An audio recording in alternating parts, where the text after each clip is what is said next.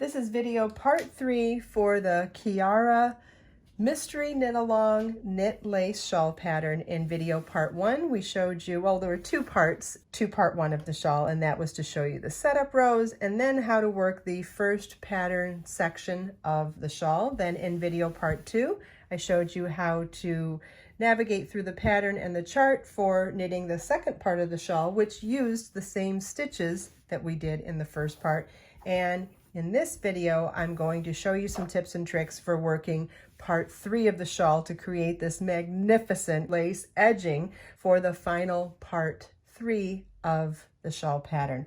And again, we're not going to be using any stitches we haven't already done in video part 1, so there's no need to show you the actual knitting of the stitches. What's more important to show you for this pattern is how to read the pattern and the charts for this section. So we have charts for part 3, including, so the chart for part 3 is actually split up into 2 pieces because, as we've talked about in the previous videos, we've been increasing by 6 stitches on every increasing row for the pattern. And in this final section here, to create these really exaggerated scallops, we need to increase by a lot more than 6 stitches on those rows.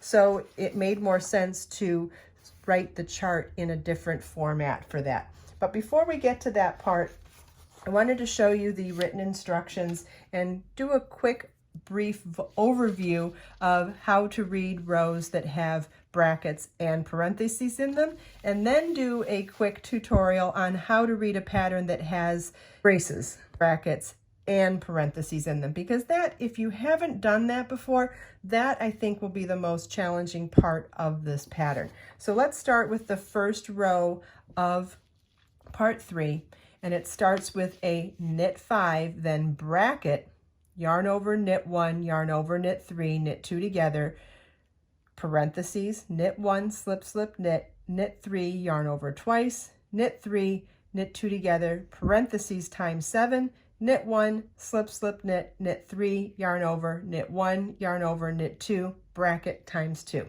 Okay. So when you're coming along in a pattern and you see something start with a bracket, then move on to a parenthesis. So it's a left bracket, a left parenthesis, then a right parenthesis, then a right bracket. When you're reading along and you see that there's a bracket, you really don't do anything at the point that you see the left side one. You just have to have a mental note that you're going to be coming back to it. So working these stitches and you come along to the parentheses. And again, there's nothing to do when you see the left-handed one. It's time to make a mental note that you need to come back to it. So once you're coming along here, once you see a right side of any of them, it's time to go back to the left side of it. So we see a left parentheses, we come across, we see a right parentheses times 7. That means absolutely everything within these parentheses needs to be done times 7 or 7 times before moving on in the pattern.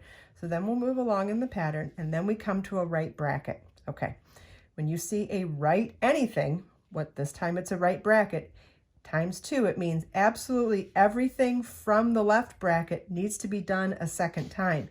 And that means whatever is in there needs to be done exactly as stated. So we'll go back to the first bracket to restart this whole thing a second time.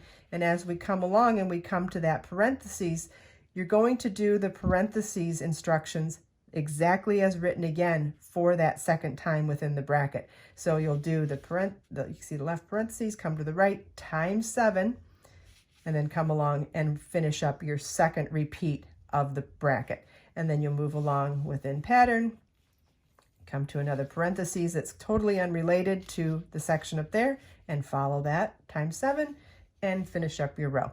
Okay. Pretty easy, pretty standard. Obviously, the larger this shawl gets, the more stitches we have.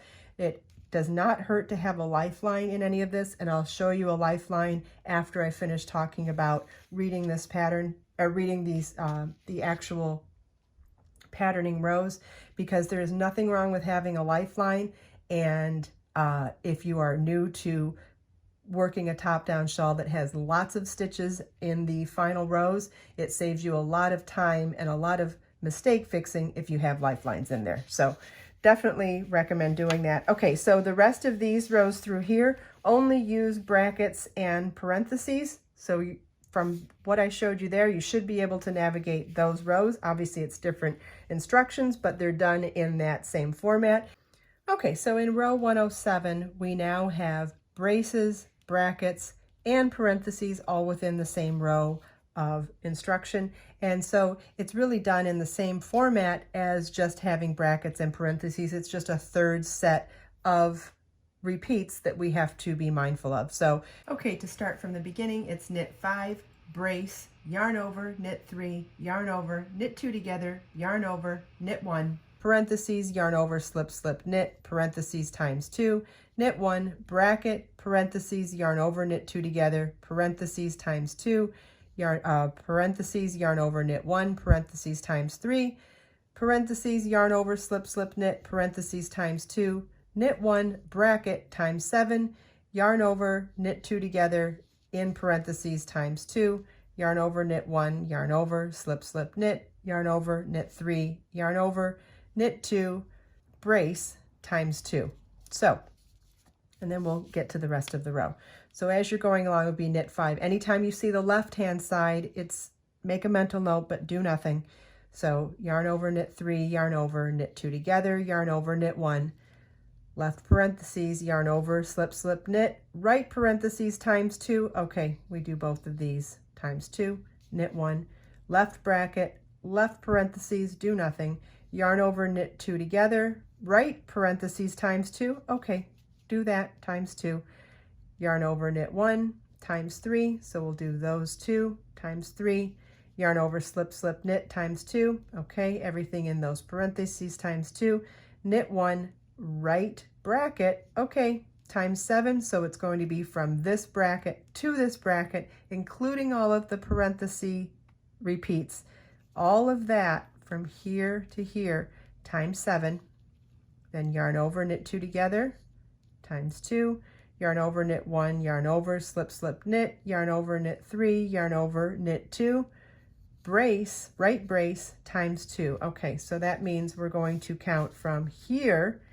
to here, all of that times 2, which means you're going to also respect everything that was repeated within all of the parentheses and everything that was repeated within the brackets as well, all of it from this left brace to this right brace times 2, yarn over, knit 3, yarn over, knit 2 together, yarn over, knit 1, then in parentheses, yarn over, slip, slip, knit times 2, knit 1, then we've got another left bracket, another left parentheses, yarn over, knit 2 together, right parentheses times 2, yarn over, knit 1 times 3, yarn over, slip, slip, knit times 2, knit 1, right bracket. So this right back bracket will scroll back. The most recent bracket is here, so it will be from this bracket to this bracket times 7. You always go back to the most recent one.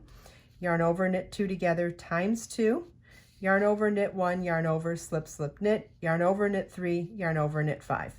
And that completes reading the row for 107. A Lifeline is a wonderful insurance policy to reduce the amount of time it takes to fix mistakes when you're knitting projects, especially if you're doing something when you're further along with something with a lot of stitches on your needles. Having a Lifeline gives you the ability to go back to a point where you were comfortable that there were no mistakes and to start over. And the way I like to do a Lifeline is to use a contrast yarn, contrast color. So I'm using a slightly thicker yarn and definitely a high contrast color so that I can see it within my work.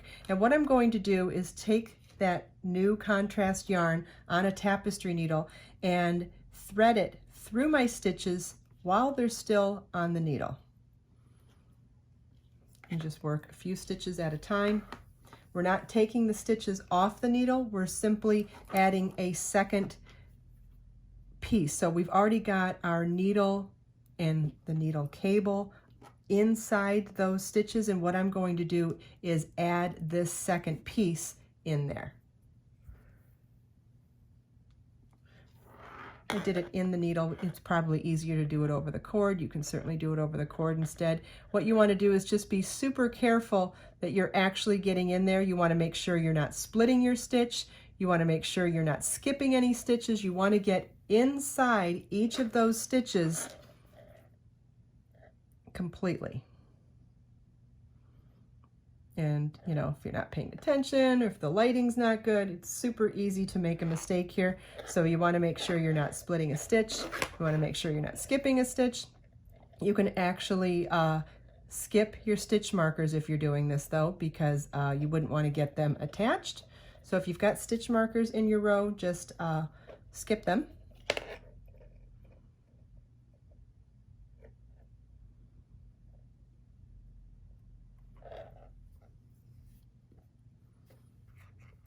Okay, when adding a lifeline, you want to make sure it is a lot longer than the actual stitches that you are putting it onto, because you don't want it to come unraveled. If this were going to be a top-down shawl where you were going to grow lots and lots of stitches, I would make this several feet longer than you needed it to be. The lifeline in your work, you want to make sure that you're only knitting the stitches and not knitting the lifeline. We're going to pretend it's not there. It is not part of our work. It is not to be used in knitting. It's not to be representing a stitch. It's simply meant to just be a placeholder to stop stitches from unraveling further back than that row. So as you're working the next row, make sure that you only work into your stitch and skip that lifeline. As you can see, I've worked a couple extra rows after I placed my lifeline in, and I wanted to point out that you can add as many lifelines as you want. Let's say that we put the lifeline here because we were comfortable that our stitches were correct and our stitch count was correct at that row. You could continue on and in 10 rows say, I think my work looks good. I'm going to add another lifeline, and you could take the old one out when you add a new one, or you could leave all of them in. They're always an insurance policy. It's always so that you can get back down to whichever section. So there is no wrong number of lifelines you can add to a project. You can add as many as you want. But now I wanted to show you the awesome reason why we put them in there in the first place is because when we want to make a correction to a whole row, look at this. We take the stitches completely off our needles and we haven't ruined our work. Look at, I'm going to unravel back to the row that has the lifeline on it, and we have completely preserved our work to the row with the lifeline in it. What do I mean by that?